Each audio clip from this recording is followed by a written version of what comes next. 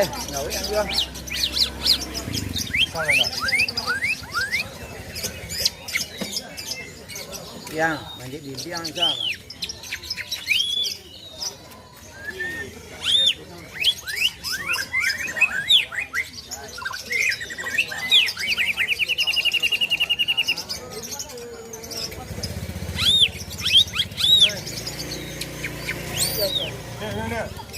Bang.